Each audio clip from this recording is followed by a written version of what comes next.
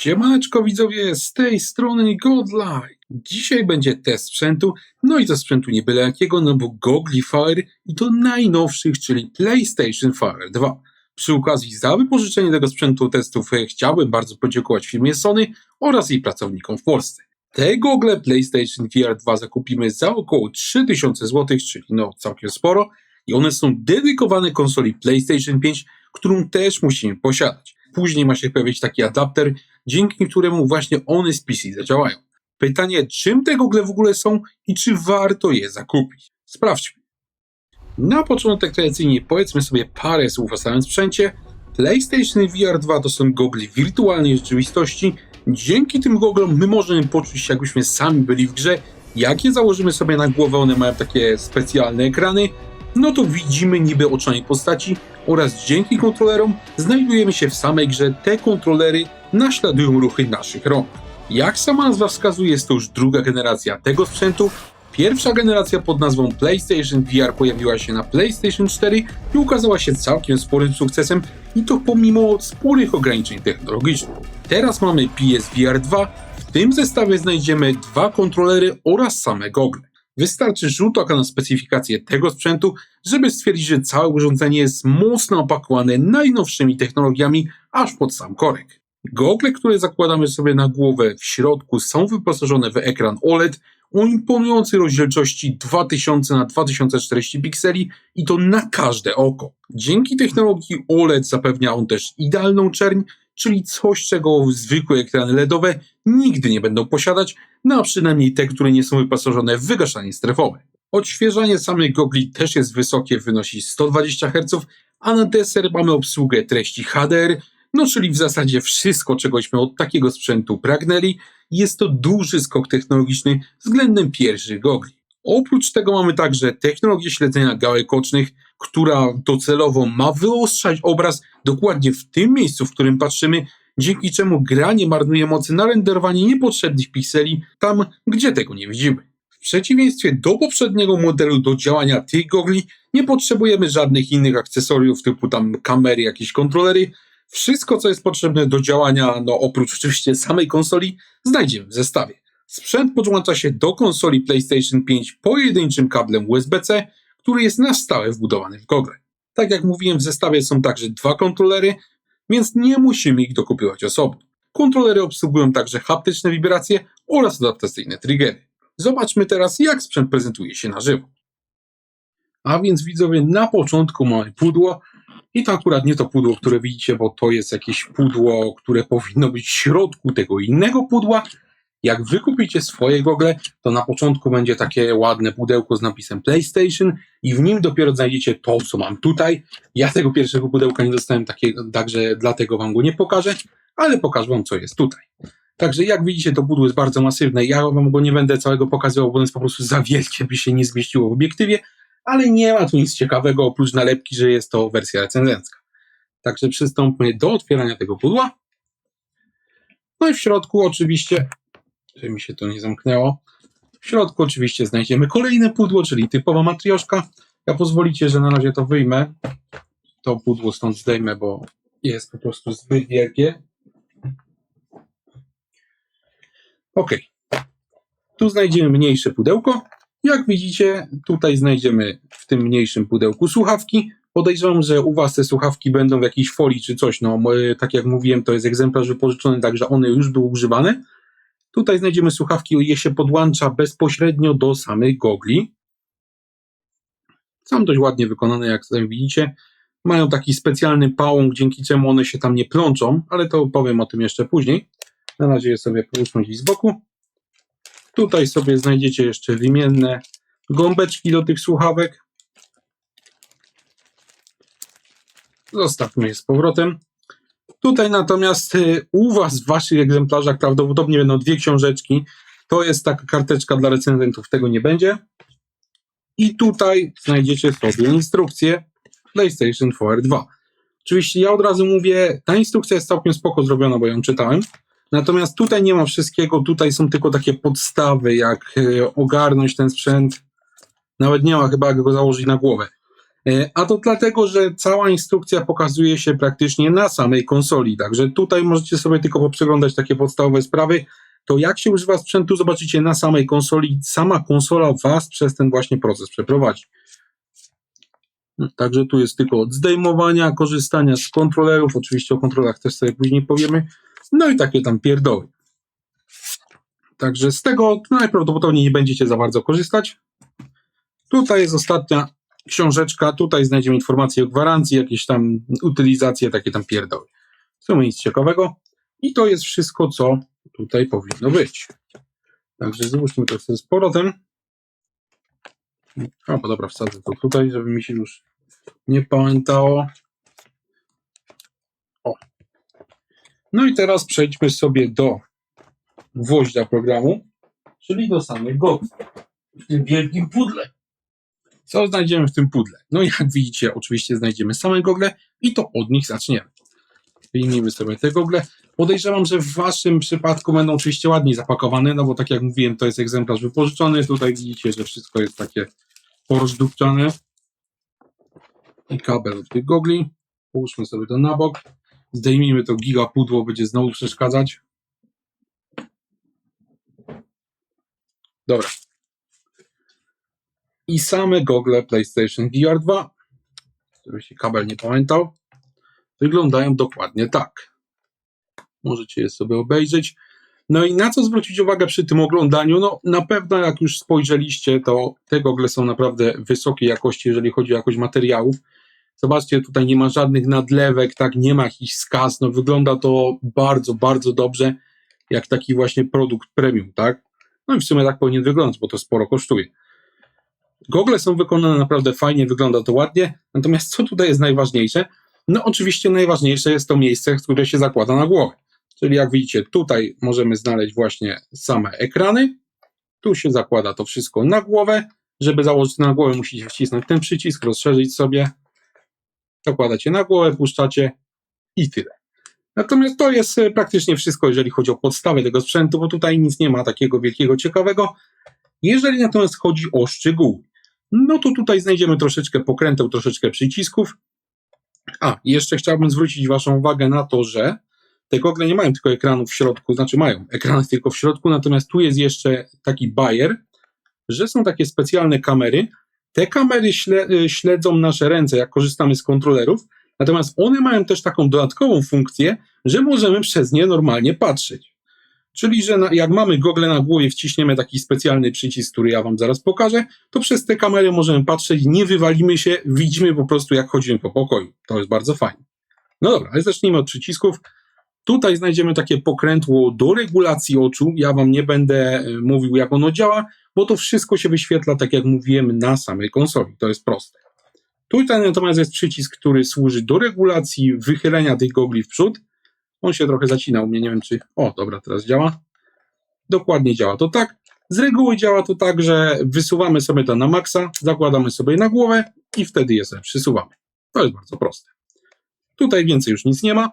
Odwróćmy je sobie. Tutaj znajdziecie z kolei mikrofon, przycisk do włączania gogli oraz przycisk funkcyjny. I właśnie do tego przycisku funkcyjnego chciałbym jeszcze nawiązać. Jak go wciśniecie, to wasze gogle zmienią się w zasadzie w taką kamerę, przez którą widzicie świat naokoło.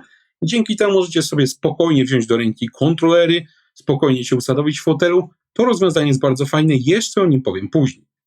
Ostatnia rzecz, która nam została, to są wejścia na słuchawki. Podłącza się je tutaj i potem słuchawki wkładacie sobie oczywiście do uszu.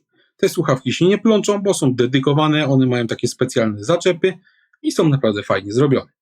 Co nam jeszcze zostało? Oczywiście sam kabel, który nam się tu ciągle pałęta. Jest to kabel USB typu C. Podłączacie go sobie do przodu konsoli i to jest jedyny kabel, jaki mają te gogle. To jest duży plus, że nie ma tu żadnych HDMI, jakichś cudów, jakie były właśnie w poprzednich wersjach gogli. Tutaj jest tylko jeden kabel. I to w zasadzie wszystko, jeżeli chodzi o same gogle. Przejdźmy teraz do kontrolerów.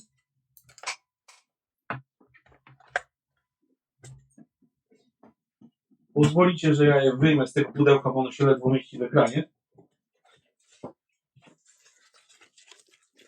Kontrolery wyglądają dokładnie tak. To jest jeden z nich. Zaraz wam pokażę jeszcze drugi.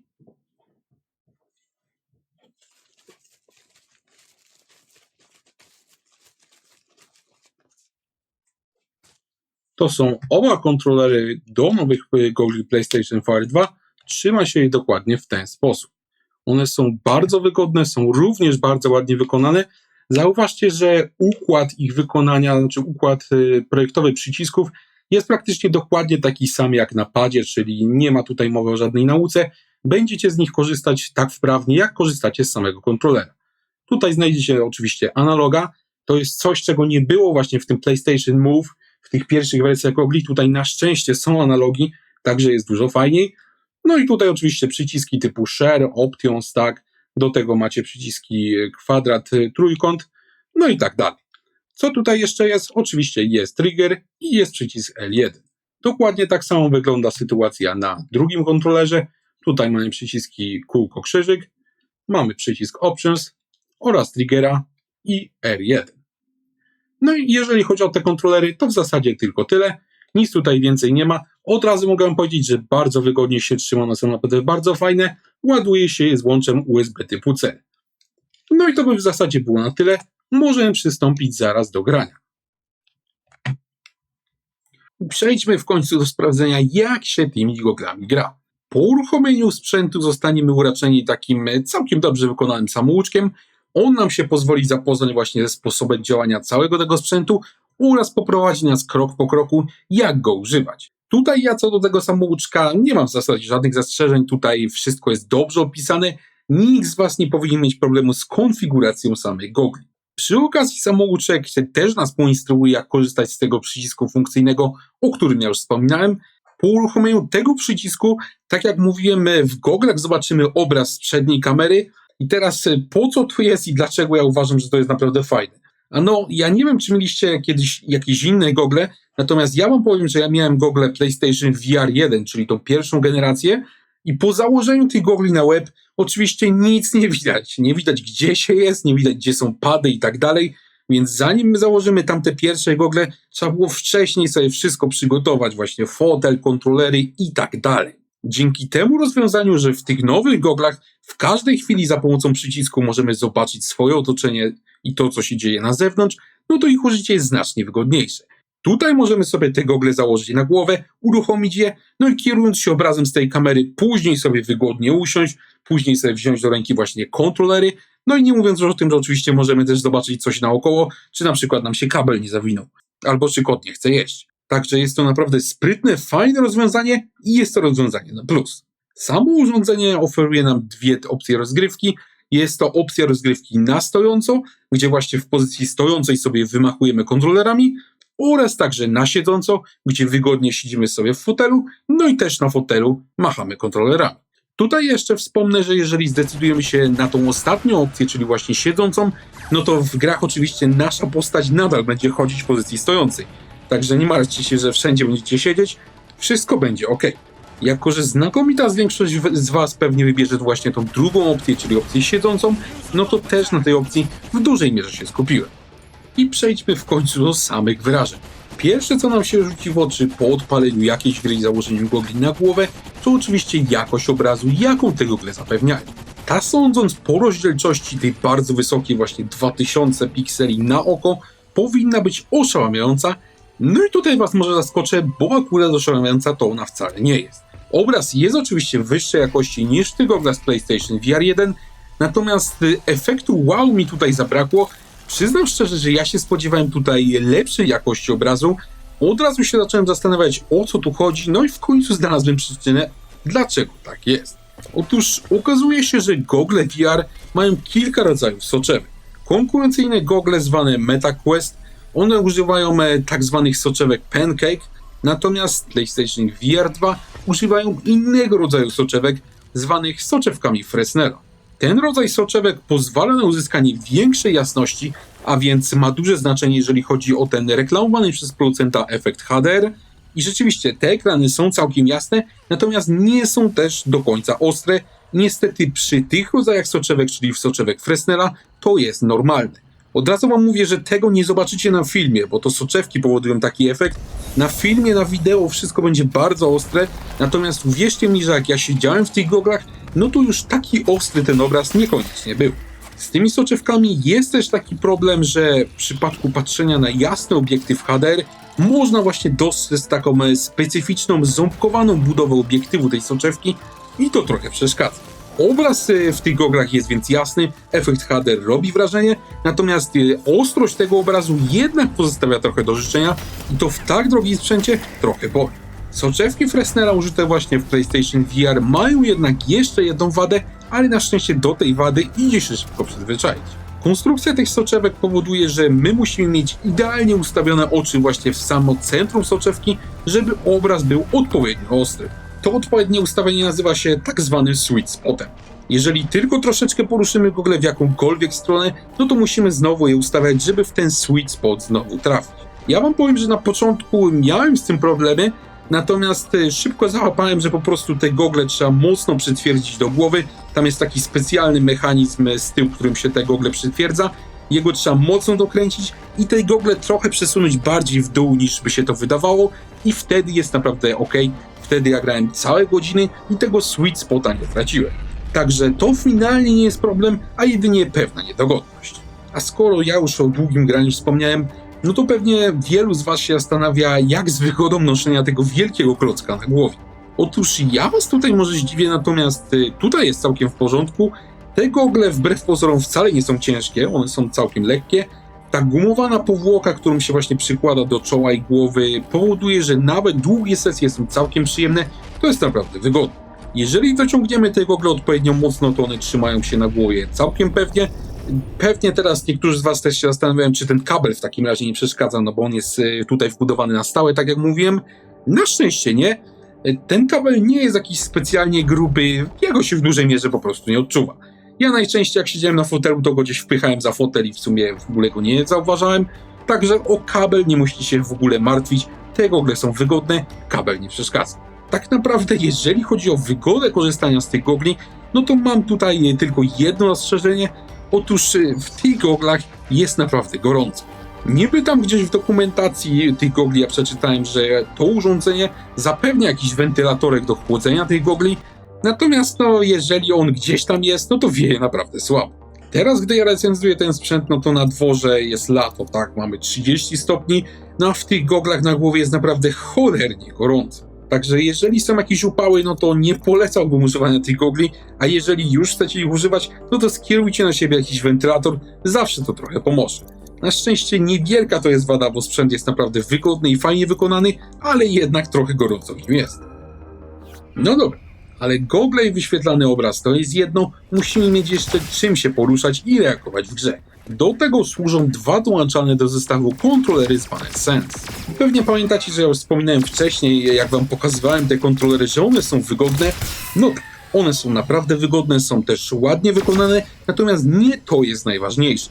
Ogromne znaczenie w przypadku kontrolerów do VR ma też ergonomia oraz precyzja, no i tutaj na szczęście w zasadzie nie ma się do czego przyczepić. Przyciski zostały całkiem dobrze rozmieszczone, układ tych przycisków na kontrolerach jest niemal dokładnie taki sam jak na padzie od PlayStation, więc od razu wiemy gdzie co jest. Do tego te kontrolery są też naprawdę bardzo precyzyjne, w przeciwieństwie do tych gównianych pałek z PlayStation Move z pierwszej generacji gogli, one działają w zasadzie bez zarzutu cały czas. Przesuwanie przy ich pomocy przedmiotów, strzelanie z jakichś giwer czy też spinanie się na ściany jest bajecznie proste, powoduje po prostu uśmiech na twarzy. Do tego mamy też znane z PlayStation 5 efekty adaptacyjnych triggerów, no i ulepszone wibracje, czyli praktycznie pełen pakiet najnowszych technologii. Przy korzystaniu z tych właśnie niby padów czuć naprawdę mocną imersję, one idealnie śledzą ruchy naszych rąk, a te gry też te ruchy potrafią naprawdę dobrze wykorzystać. Taki Horizon Call of the Mountain pozwala na przykład na naprawdę hardkorową wspinaczkę przy użyciu tych kontrolerów, no a pełna fizyka w tej grze też nam zapewnia możliwość na przykład swobodnego podnoszenia obiektów, rzucania nimi, czy nawet strzelania z łuku. Tak samo w strzelaninie możemy złapać właśnie magazynek do broni lewą ręką, załadować go do broni, którą mamy właśnie na prawej ręce. To wszystko się rusza, te ruchy są realistycznie, wygląda to naprawdę świetnie, wrażenia są genialne. Czuć właśnie, że tam jest się w tym centrum gry, to jest coś fajnego. Same kontrolery bez ładowania wytrzymują gdzieś tak około 4-5 godzin, czyli w sumie całkiem sporo. Ich ładowanie też jest bajecznie proste, bo mają po prostu normalne USB-C, nie tam jakieś dziwaczne cuda jak w przypadku tych starych kontrolerów, także swoje w sumie ładowałem ładowarką telefonu. Także jeżeli chodzi o kontrolery, tutaj jest naprawdę fajnie, nic nie trzeba konfigurować, nic tutaj nie trzeba robić, te kontrolery działają jak w zegarku i one są niewątpliwie najlepszą częścią tego zestawu. Są po prostu świetne i takich kontrolerów w sumie ja życzyłbym sobie chyba w każdym innym zestawie VR. Teraz przejdźmy do ostatniej, natomiast równie ważnej części, czyli samych gier. Wiadomo, gogle to jest tylko sprzęt, a robotę robią tu przede wszystkim dobre gry. I tych gier mamy tak naprawdę dwa rodzaje. Są gry ekskluzywne oraz gry zwykłe. Zacznijmy może od tych pierwszych. Sony, tworząc poprzednią generację gogli, czyli PlayStation VR 1, zapewniło nam całkiem sporo dobrych tytułów na wyłączność. Było to na przykład świetny Astro Bot Rescue Mission, który jest uważany właśnie za jedną z najlepszych gier VR. Dostaliśmy też znakomitą strzelankę Blood and Truth i to też było naprawdę fajne. Jak jest z tym teraz? No niestety bardzo kiepsko, drodzy widzowie. Japończycy nam na start zaoferowali tutaj tryb VR w Gran Turismo 7, tryb VR w Resident Evil 8 oraz grę ekskluzywną Horizon Call of the Mountain. No i pewnie teraz czekacie, aż dodam do tej listy kolejne pozycje, no ale się nie doczekacie, bo takich pozycji po prostu nie ma. Producent na start zaoferował nam więc w zasadzie tylko jedną pełnoprawną grę i dwa tryby w wydanych już tytułach, no czyli naprawdę mało. Pewnie się zastanawiacie, czy później właśnie było lepiej. No niestety nie za bardzo. Później do tej puli produkcji ekskluzywnych dodano grę Firewall Ultra, natomiast to był tytuł multiplayer i zresztą studio, które je robiło, też się niedawno zamknęło. Zostało nam więc na liście taka gra jak The Dark Pictures Switchback, no która była w zasadzie naprawdę mocno przeciętna. W praktyce więc z takich prawdziwych dużych heksów, które są całkiem niezłe, w zasadzie mamy tylko Horizon Call of the Mountain, czyli jedną grę. Czy ona jest warta zakupu? No tego to wam niestety nie powiem, bo producent nie zdecydował mi się udostępnić tej gry do testów, także grałem jedynie w wersję demo. Ta wersja demo była naprawdę fajna, natomiast bez ogrania całej gry nie zdecyduję się na jej polecenie czy też nie, bo nie wiem, czy utrzymuje ona odpowiednią jakość przez cały czas. No i poza samym Horizonem, no to tutaj niestety brak jest jakichkolwiek większych tytułów na wyłączność i to jest bardzo duży minus tych właśnie gogli. Ten brak dałoby się jednak jeszcze przełknąć, gdyby nie jedna decyzja Japończyków. Otóż Sony oprócz tego, że nie zapewniło odpowiedniej ilości eksów na PlayStation VR 2, no to do tego nie zdecydowało się zapewnić także wstecznej kompatybilności z tymi starymi grami z PlayStation VR 1. Kumacie, poprzednie gogle miały tych gier naprawdę sporo, tam było ponad 500 produkcji. Jeżeli te gry dałoby się uruchomić, no to już na start mielibyśmy całkiem sporą bibliotekę gier do ogrania na PlayStation VR 2. Niestety tej wstecznej kompatybilności tutaj nie ma wcale. Co prawda niektóre z tych gier, które były na te stare gogle, one oferują darmowy albo też płatny upgrade z tej wersji, natomiast niestety takich produkcji jest naprawdę mało. I szczerze mówiąc, najgłupsze w tym wszystkim jest to, że Sony, blokując te dwie opcje, nie zapewniło nawet upgrade'ów swoich własnych gier na nowe gogle. No czujecie, Sony zrobiło takie znakomite gry, tak jak mówiłem, jak Astro Bot Rescue Mission, to jest świetna gra. Zrobiło też taką fajną gierkę Dreams, zrobiło też taką świetną grę Blood and Truth. To były wszystkie naprawdę dobre sztosy. Niestety one dalej kiszą się na tych starych goglach i nie da się na tych nowych goglach ich włączyć. No, panowie z Sony, skoro sami nie portujecie swoich własnych gier na nowe gogle, no to jak chcieliście zachęcić pozostałych deweloperów, żeby oni to robili? No, przecież to jest głupie, tak? Taka głupia konkurencja w postaci gównianego Facebooka potrafi zapewnić sporo gier na wyłączność, więc czemu wy nie potraficie? No, tego to nie wiem, natomiast decyzje o braku kompatybilności, decyzje o braku eksów na wyłączność oraz braku nawet tych cholernych upgrade'ów mogę zaliczyć do wyjątkowo głupich i wyjątkowo destrukcyjnych. Niestety przez to te nowe gogle nie mogą się na rynku rozpędzić. Na szczęście to, na co wywalone miało samo Sony, to zrobili tutaj poniekąd twórcy niezależni. W sklepie PlayStation Store znajdziemy obecnie około 230 gier na nowe patrzałki. Jest tutaj całkiem sporo produkcji do wyboru. Mamy gry bardzo małe, jak jakieś składanie puzli, mamy przyjemne platformówki, jak na przykład Moss o takiej śmiesznej myszce. Na końcu mamy też pełnoprawne przygodówki, jak na przykład Red Matter 2. Ja wam powiem akurat, że ten ostatni tytuł, ten Red Matter 2 okazał się na tyle dobry, że ja z przyjemnością go ukończyłem właśnie w całości, bawiłem się świetnie. Także jeżeli szukacie dobrej gry na VR, no to ten Red Matter 2 z przyjemnością mogę wam polecić, ta gra jest naprawdę dobra. Oczywiście to jest nie koniec, pośród gier mamy też rytmicznego i cenionego Beat Sabera, a w sklepie znajdziemy nawet parę polskich produkcji, jak na przykład Bulletstorm w wersji VR. Ta ostatnia gra akurat na premierę została tak dość chłodno przyjęta, bo tam miała sporo problemów technicznych, natomiast ja to odpaliłem już po dużym patchu i tutaj muszę deweloperach pochwalić, że po tych właśnie najnowszych patchach ta gra jest naprawdę fajna, bardzo przyjemnie się w to gra. Jeżeli szukacie też takiej fajnej strzelanki z dużą zadymą, no i oczywiście bez jakiejkolwiek poprawności politycznej, no to Bulletstorm VR też wydaje się ciekawą propozycją. No a poza tym pamiętajcie, że w wirtualnej rzeczywistości nawet takie proste czynności jak przeładowywanie broni czy samo strzelanie dają naprawdę ogromny frajdę. Oprócz tego w tym kotle z grami mamy też produkcje kosmiczne, czyli Ghost Signal a Stellaris Game oraz jest też parę produkcji strategicznych typu Townsmen VR. Gier na te nowe gogle jest więc już obecnie całkiem sporo, natomiast niestety jest ich nadal około 2 razy mniej niż na poprzednie gogle, które dodajmy no były dużo bardziej ograniczone technicznie.